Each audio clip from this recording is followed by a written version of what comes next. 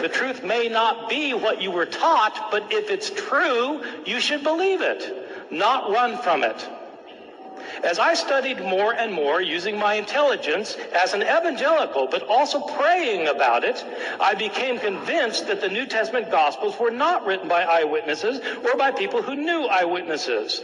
The first point to make is the rather obvious one that the Gospels don't claim to be written by eyewitnesses. They are all anonymous. The titles in your Gospels, the Gospel according to Matthew and so forth, were added by later editors. They were not put there by the original authors.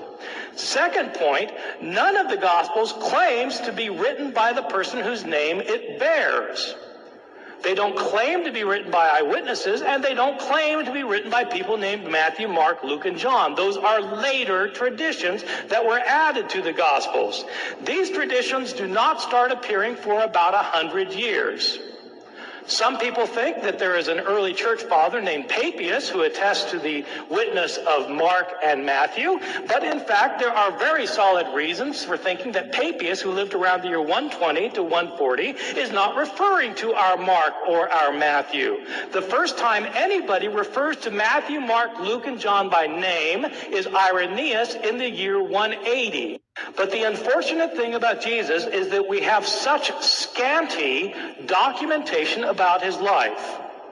Most people don't realize this, but Jesus is never mentioned in any Greek or Roman non-Christian source until 80 years after his death. There is no record of Jesus having lived in these sources. In the entire first Christian century, Jesus is not mentioned by a single Greek or Roman historian, religion scholar, politician, philosopher, or poet. His name never occurs in a single inscription, and it is never found in a single piece of private correspondence. Zero, zip, references.